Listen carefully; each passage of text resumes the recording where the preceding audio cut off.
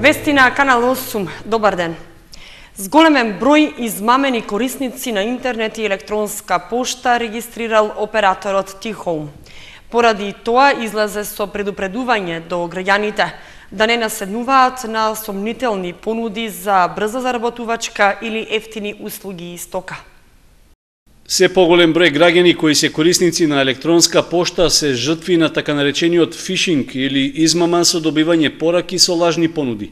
Операторот T-Home излезе со известување дека веќе е регистриран зачестен прием на пораки преку кои се нуди сомнителна финансиски поволна услуга или стока, или пак се бараат лични податоци заради злоупотреба и оштетување на корисниците. Се работи за облик на измама преку кој испраќачот се обидува од корисниците да добие доверливи лични податоци, како што се лозинки, пин-кодови и слично. Во пораките, тие најчесто се повикуваат на лажни веб страници, кои според изгледот целосно одговараат на веб страниците на легитимните компании. Од T-Home предупредуваат дека најчисти форми на фишинг се лажно известување со кое од корисникот се бара да ги наведе личните податоци, за да се спречи укинување на неговата корисничка сметка, или пак лажна порака од администраторот во која се бараат податоци од корисникот, како што се лозинките. Исто така, фишинг е и добивањето пораки со кои се известуваат корисниците дека добиле лотарија и дека на испраќачот на пораката му се потребни нивните лични податоци за да можат да ја подигнат наградата.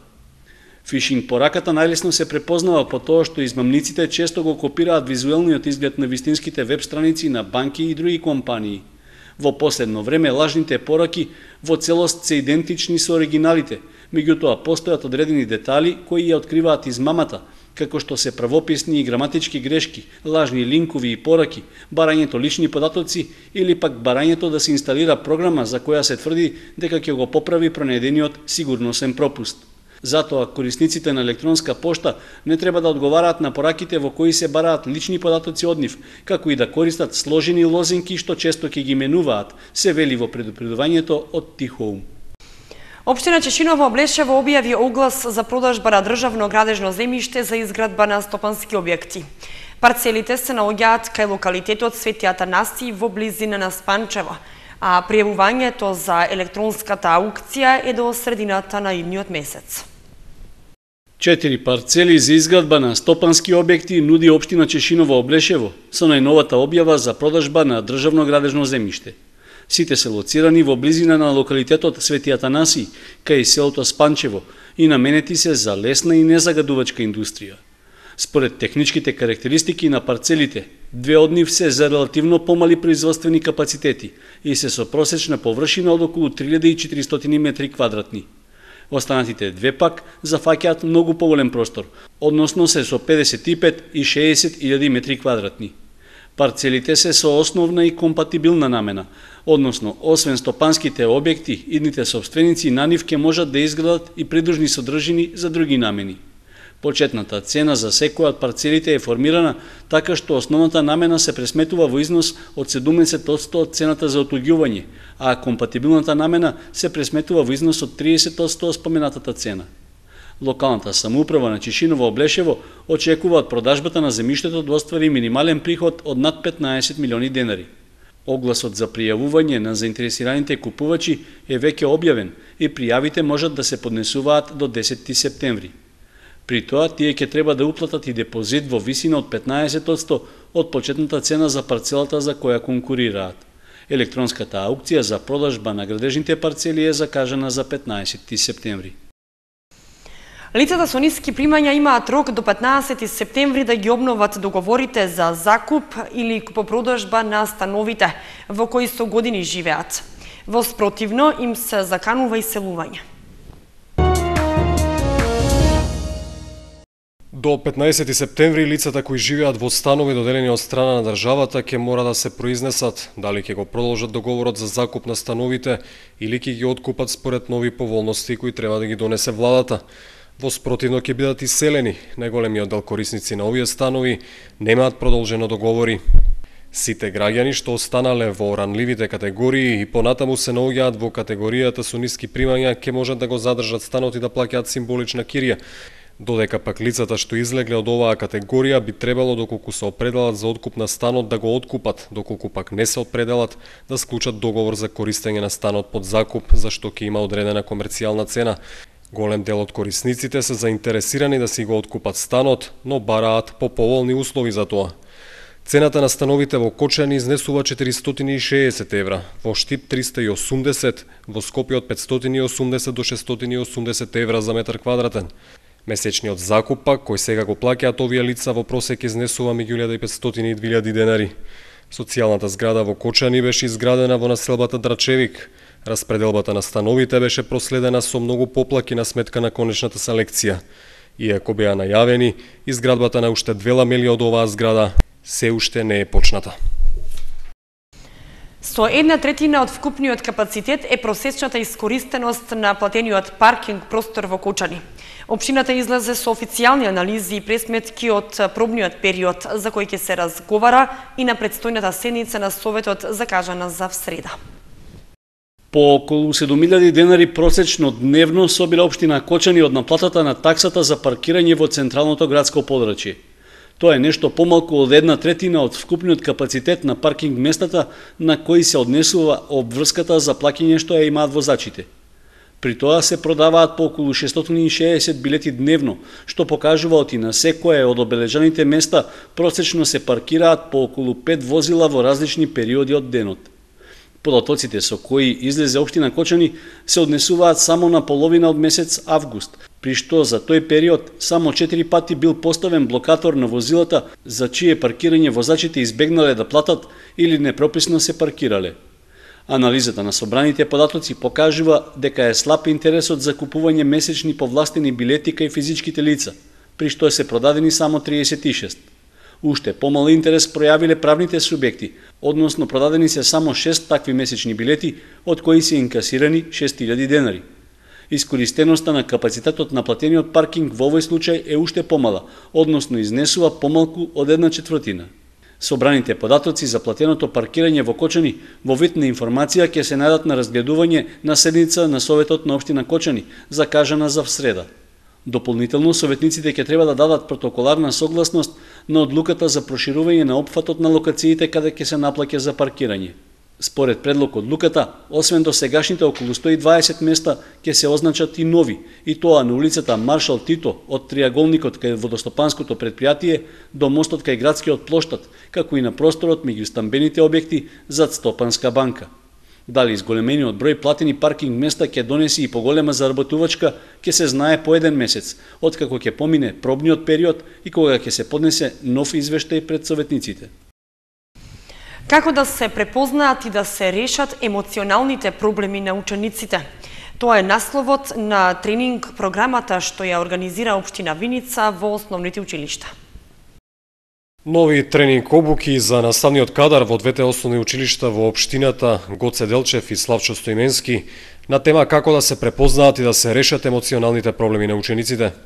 Анализите и истражувањата на училиштата покажале дека речиси 50% од учениците кои имаат лошо и девијантно однесување всушност се деца кои имаат емоционални проблеми, за кои е потребен посебен пристап на работа за надминување на таквата состојба. Неприфатливото поведение на децата најчесто почнува и се манифестира во кругот на семејството, а продолжува под влијание на околната средина. Токму затоа психолозите посебен акцент ставаат на примарниот социјален агенс. Со оваа обука од 25 часа, што е поддржана од Советот и градоначалникот на општина Виница, ќе бидат опфатени околу 40 наставници од прво до 9 оделение од основните училишта. Проектот се реализира преку Центарот за креативен развој Аспекти Исток.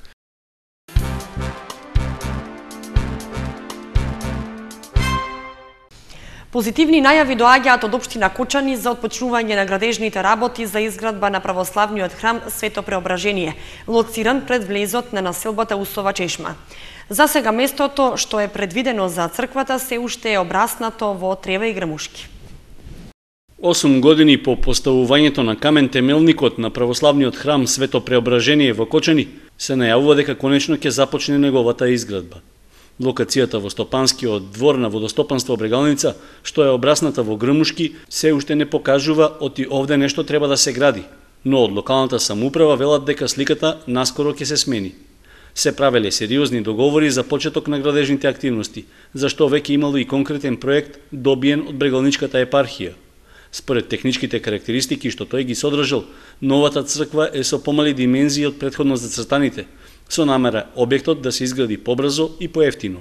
Проектот е даден на фирми кои имаат намера да донираат средства и кои очекуваме во многу блиска иднина, не повеќе од овие месец и пол, да отпочнат со градежни работи по новиот проект. Значи, тие прават подготовка на предмерот и пресметката кој е поместен во таа техничка документација и многу брзо ќе добиеме надзад став од нивна страна, а освен став и надеж дека ќе почнат со градежните работи. Освен донаторите што првично се јавиле да помогнат за почетните градежни активности, од локалната се правеле преговори со други фирми од општината и пошироко да инвестираат во црковниот објект. Првичната идеја била храмот Свето Преображение според димензиите да биде идентичен со новата црква Свето Благовештение, што веќе се гради на ридот Драчевик на западната страна од градот. Одлучено е изгледот да биде сличен, но со помал габарит. Проценката на владиката Иларион беше дека тој е поприлично голем објект, бидејќи сега се гледа, не е тешко да се процени и вредноста и парите и времето. И ни вети тој тогаш дека ќе ни обезбеди техничка документација со околу едва 70% од содржината на Свето Благовештение. Значи, со 30% помалку и трошок, и форма, и облик. Секако дека ќе ги има карактеристиката на традиционалната македонска црква од рано-христијанскиот период, само во намалени, пропорционално намалени форма и димензии. Камен темелникот на новата црква за жителите на Усова Чешми и околината беше поставен во почетокот на мај 2006 година. Тогаш се најавуваше дека црквата ќе се изгради за 10 години, а во стартот биле обезбедени 13.000 евра за арматурата на темелниот склоп. Сепак, освен 10 метални шипки што се гледаат на површината на земјата, досега не се направи нешто повеќе. Атрактивна понуда од дискотеката Аква за предстојниот викенд. Програмата е поместена помеѓу четврток и внедела, а в петок гостува Ана Николиќ. И овој викенд сите патишта водат кон дискотеката Аква. Програмата за следниот викенд вклучува ретро и латино вечер на 21 август четврток, 22 август петок настап на мега атрактивната Ана Николиќ. До четврток влезниците се по цена од 150 денари и можат да се набават во сите маркети на Месмон по цена од само 150 денари. Додека в петок на самиот ден на настапот влезниците на билетарницата ќе се продаваат по цена од 200 денари. Ана Николиќ е 36 годишна српска пејачка и текстописец. Таа за прв пат ја освои српската публика со песната насловена Јануари, но исто така и со атрактивниот изглед и заводливите танц перформанси што ги студирала и усовршила на Музичката академија во Берлин. Од незиното деби во 2003 година, Ана Николиќ има број 1 синглови и продадени милиони албуми во регионот на Балканот. Има снимено 4 студиски албуми: Јануари во 2003-та, Девојка од чоколада 2006-та, Platinum Collection 2008-та, Мафија кафе 2010-та и $1 000 2013 година. На 23 август, сабота, на програмата на дискотеката Аква се најдобрите денс хаус хитови. Влезот е по стандардна цена од само 50 денари. Викенд програмата се затвора на 24 август недела со Мак и XU хитови.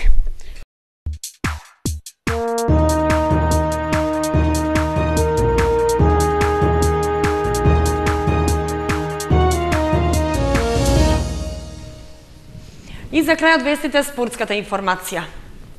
Одбојкарската федерација на Македонија планира во Виница да организира турнир во одбојка на песок, како и подготовки на сениорската репрезентација. Организацијата на Балканското првенство оценета како успешна. Покажувајќи се како добар организатор на младинското првенство, Виница е во комбинација за уште некое големо надпреварување во одбојка на песок, што би ги угостило помладите категории. Одбојкарската федерација исто така размислува следната година поголемиот дел од подготовките на машката сениорска репрезентација да ги спроведе токму во салата капетан Кирчо Димитриов. Она што ја лично го размислувам, дефинитивно би се решиле за наредна година да сениорската репрезентација дел на своите подготовки ги одржи токму во Виница и во преговори сме со градоначалникот да веќе во јануари евентуално добиеме организација на некој бич волеј шампионат за помлади категории мажи и жени, што ќе биде една убава промоција и можност да граѓаните на Виница и околината гледаат стварно квалитетна одбојка. Балканското првенство, еден од најголемите спортски настаничи домакин бил некој од градовите во регионот. Организаторот во својот завршен извештај нотираше дека организацијата на турнирот била одлична, исполнувајќи ги во целост клучните критериуми. Никакви поплаки, жалби, значи комплетна уреденост во салава, што беше од спортски аспект најбитно. Добри домакини, превозот беше максимално коректно организиран. Смесувачките капацитети беа пополнени 100%, така да од таа страна немавме никакви проблеми. Капетан Кирчо Димитриов е еден од најрепрезентативните спортски објекти во регионот, со 2 трибини и со сите потребни реквизити за екипните спортови, кошарка, футсал, ракомет и одбојка.